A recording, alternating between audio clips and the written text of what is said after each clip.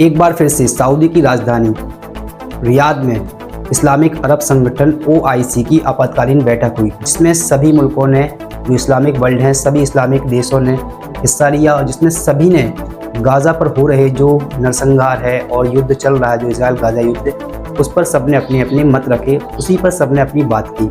इस बड़ी खबर के साथ मैं ताजुल मंसूरी, आप देख रहे हैं इंटरनेशनल अवेयरनेस।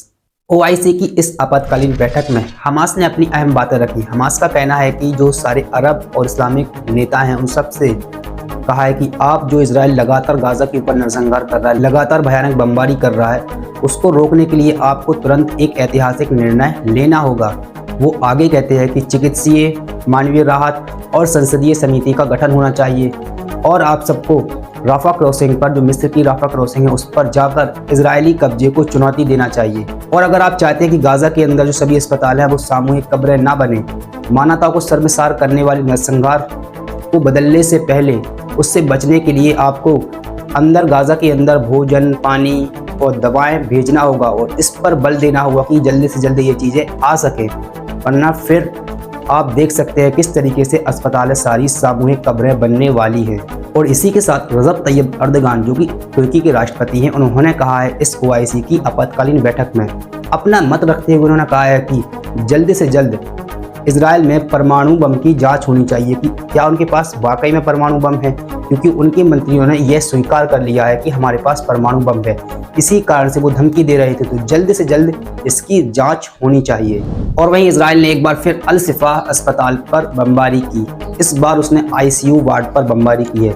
वहाँ के डॉक्टर्स का कहना है कि जो ऑन ड्यूटी कर्मचारी थे, इस बमबारी के दौरान वो बुरी तरीके से घायल हो गए हैं। जो इमारतों के बीच घूम रहे थे उनको गोली मार दी गई है। ये मानो कि चारों तरफ हाहाकार मच गया है। पूरी अस्पताल की लाइट चली गई है, जिससे ऑक्सीजन की कमी हो गई है।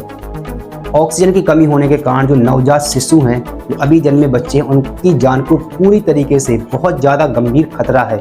चारों तरफ लाशें ही लाशें डली हुई हैं, लेकिन इनको हम बचा नहीं सकते। जो घायल हैं उनको किसी भी हाल में बचाया नहीं जा सकता, क्योंकि अब हमारे पास अब कोई भी रास्ता नहीं है।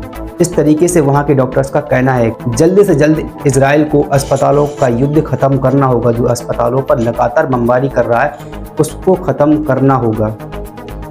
और वहीं इजरायली सेना का कहना है कि हमने हमास के 50 कमांडर को मार डाला है।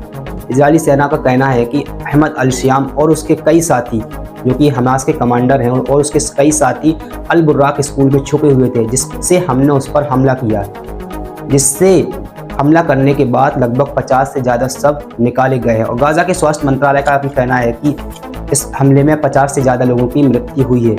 और इस बात की पुष्टि गाज़ा के उप स्वास्थ्य मंत्री डॉक्टर यूसुफ अल रशीद ने खुद की है, लेकिन अभी हमास की तरफ से कोई बयान नहीं आया है। आज की रिपोर्ट में बस इतना ही। बने रहिए इंटरनेशनल अवेयरनेस के साथ। जल्दी लौटूंगा अगली रिपोर्ट में, तब तक के लिए सब्सक्राइब कर लीजिए। रिपोर्ट को पसंद आया है तो अपने दोस्तों के साथ शेयर जरूर करिए।